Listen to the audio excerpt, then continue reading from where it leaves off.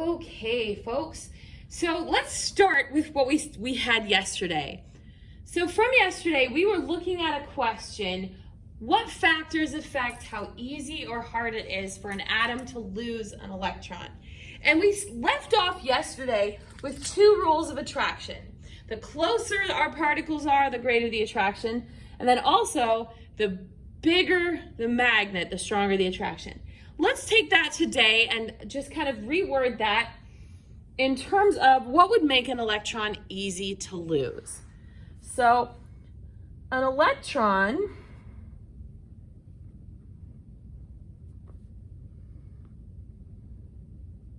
would be easy to lose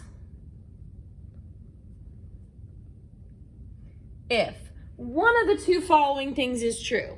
Number one, it's far from the nucleus.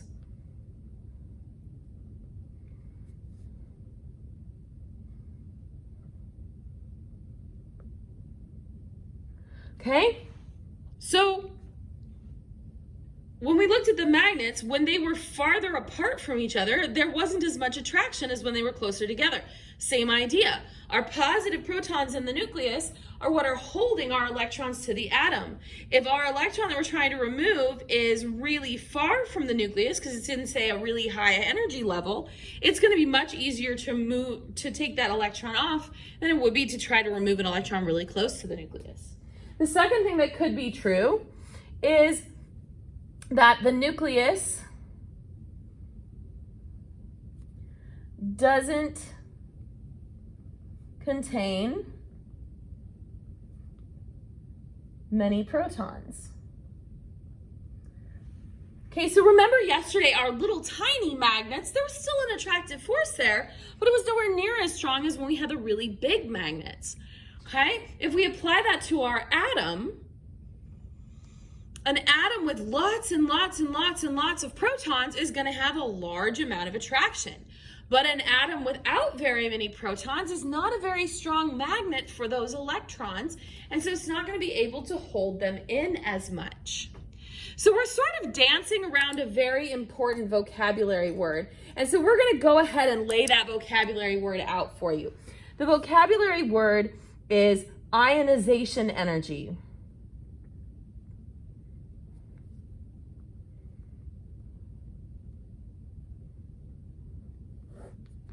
Ionization energy is the amount of energy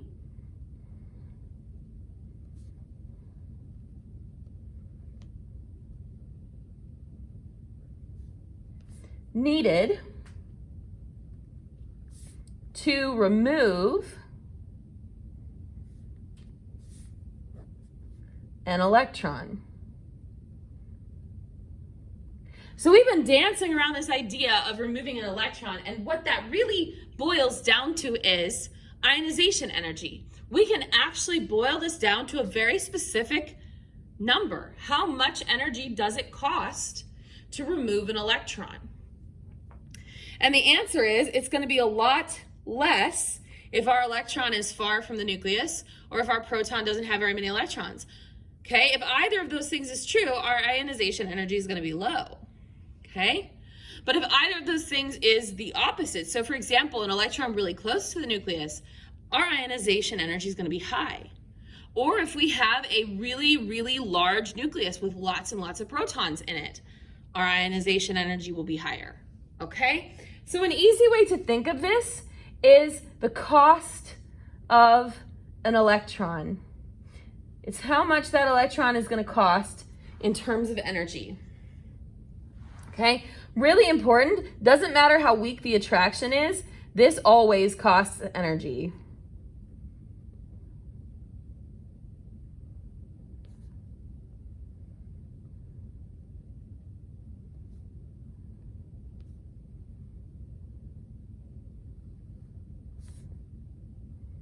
Because it's still an attraction.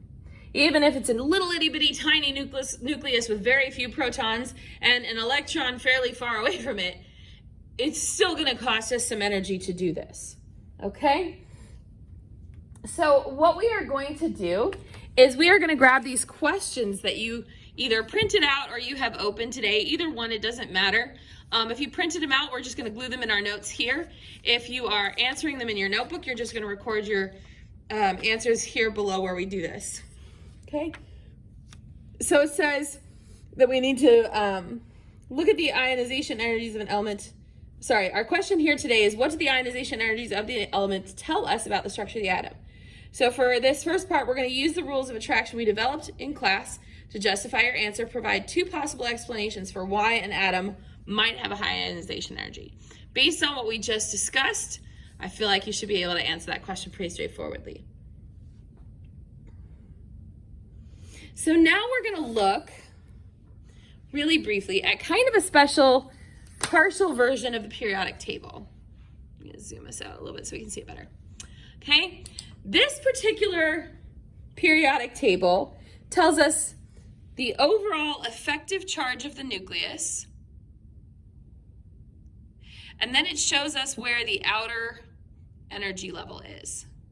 So now I'm gonna zoom us back to last unit real fast. Remember that as we go down the row of a periodic table, remember each row is an energy level. So as we're going down the periodic table, the further down we are, the more energy levels we're adding, and the further away our outer electron is getting from the nucleus. Okay? As we go across the row, remember our electrons aren't getting any further from the nucleus, but we are adding protons and electrons as we go across. That's what the atomic number does, 19, 20, 21, 22. We're adding protons to our nucleus as we go across. Okay? So what does that mean? Well, if you look at this diagram, all of these have an effective nuclear charge of 1+. In other words, we've got a pull of 1 in our nucleus, okay? But because we're adding energy levels, our electron keeps getting further and further and further away from the nucleus as we go down the group. But check this out. This is weird. This is contrary to what you would maybe think. Because if you go back to this and you think, okay, we're going across, we're adding protons and electrons, we would expect our atom to get bigger, right? Only it doesn't. It doesn't get bigger. It gets smaller. And the reason the atom gets smaller is what we're doing here is we're adding protons to our nucleus. We're also adding electrons, but they're not getting any further away because they're all still in the same energy level. So they're all the same distance from the nucleus, but we're making our little magnet in the middle stronger and stronger and stronger and stronger. So what it's doing is it's taking that little circle and it's pulling it tighter and tighter and tighter and tighter in. So as we go across a row, you notice that my electron on the outside is getting closer and closer and closer and closer and closer and closer and closer to my nucleus. Okay, so when I get all the way over here, I have a pretty substantial nucleus with quite a lot of protons in it, and I have drawn all my electrons really close. Big nucleus, close electrons. This is going to be really hard to remove. Okay, so over here it becomes really hard to remove an electron because number one, our nucleus is getting really big, but number two, our outside electrons that we could potentially remove are closer to the nucleus than they were over here. Okay? So our ionization energy would be the cost of removing this electron in this outer energy level. So over here in this first group, let's just look at the first group. This one is, they all have basically the same pull from their nucleus, but this one is close to the nucleus. This one is farther away. So where is the ionization energy going to be the highest? It's going to be where we're closest to the nucleus. So our ionization energy should be really high here because our electron, even though the nucleus is the same in all of these, we're much closer to the nucleus here. So this is going to have a much higher ionization energy, okay? Versus down here, same pull from the nucleus, but look how far away our electron is. So we've increased the distance, which means we've decreased the attraction, okay? Conversely, however, if I go across the row, okay, you'll notice that my electron is getting closer to the nucleus the more we go here, and our nucleus is getting stronger as we go across. So this is going to have the highest ionization energy because our electrons are closest to the nucleus and our nucleus is really highly charged. Versus over here where our nucleus is not so highly charged and our electron is further away. So on the right side of the periodic table, our ionization energies are going to be higher than they are on the left side of the periodic table. Okay? So with all that information, you should be able to answer questions 1 through 3. So now let's flip this over and let's look at the real ionization energy values and see if we were right. Is it true that ionization energy decreases down a group and increases across the row? So same elements, and these are the values. This is in kilojoules, okay? So this is how much energy it costs. So up here with hydrogen, whoa, 1,312 kilojoules to remove an electron from hydrogen. But as we go down the group, that number gets progressively and progressively smaller, so that the smallest ionization energy value is down here at potassium. So that matches with what we said on this other side, because the electrons are getting further and further away from the nucleus because we are adding energy levels. With each row of the periodic table, we add a new energy level, it gets further away from the nucleus. And so our ionization energy becomes lower. Let's look at going across the periodic table. As we go across the periodic table, we have our numbers going from 520, oh, we're going up. We're going up, up, up, whoa, 2,081. 2,081 kilojoules. That's a lot more energy than this 520.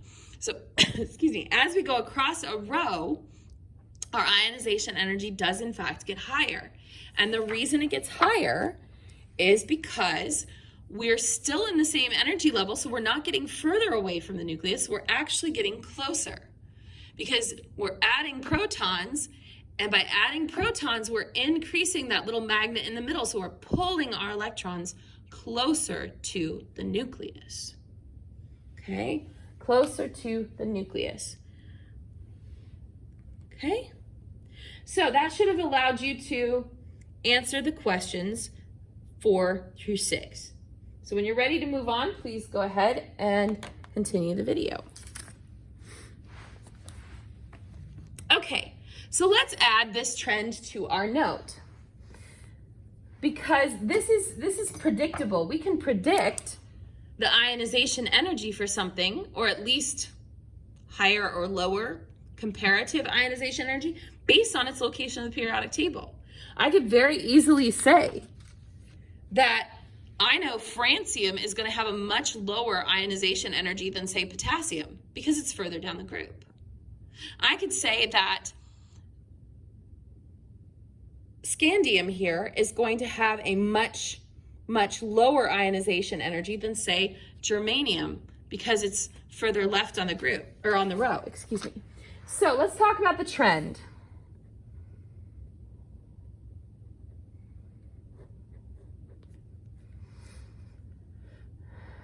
Ionization energy, I'm going to call it IE, increases across a row. Rows are called periods. Because the nuclear charge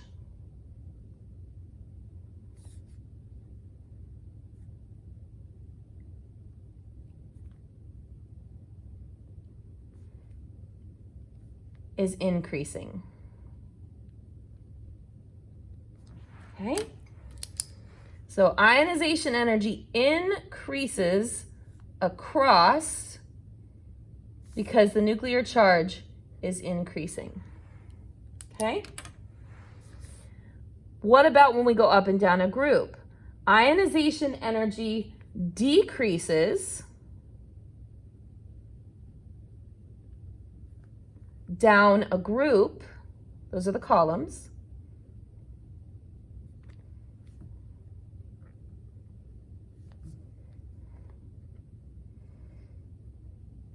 Because electrons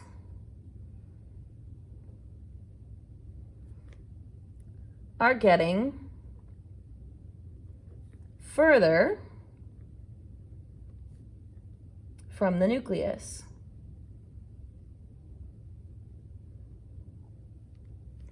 Okay?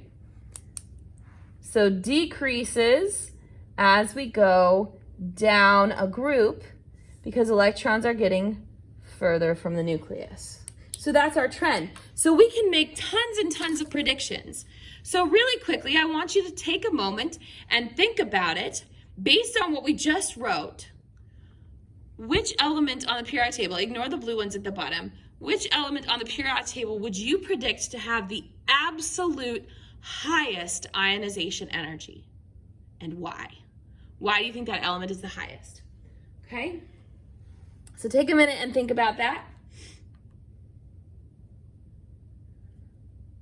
If you were going to compare barium and magnesium, barium being here and magnesium being here, which one would you say has the higher ionization energy and why? So go ahead and answer those questions. Okay, now we've sort of danced around something, but it's time we put a name upon it. So we kind of danced around the idea of how big the atom is, and we actually do need to know this as well. So the size of the atom is communicated by what we call the atomic radius. Okay? The atomic radius is how big the atom is from the nucleus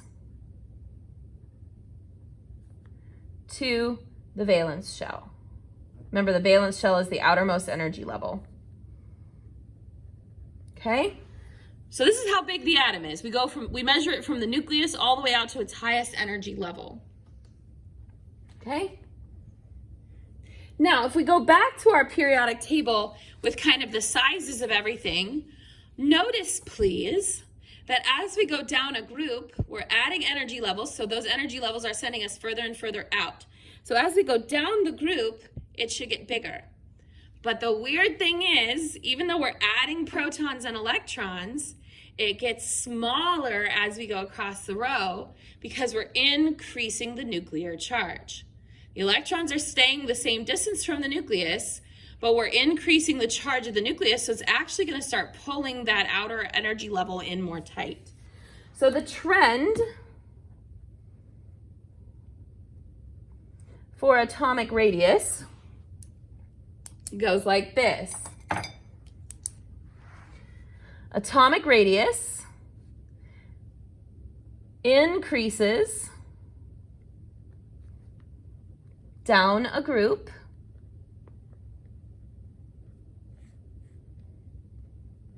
because of added energy levels.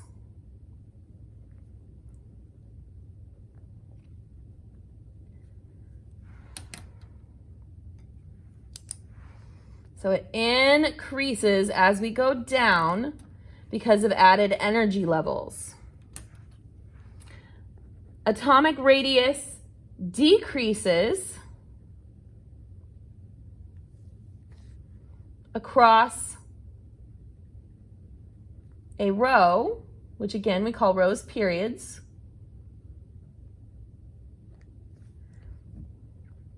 because of increasing nuclear charge.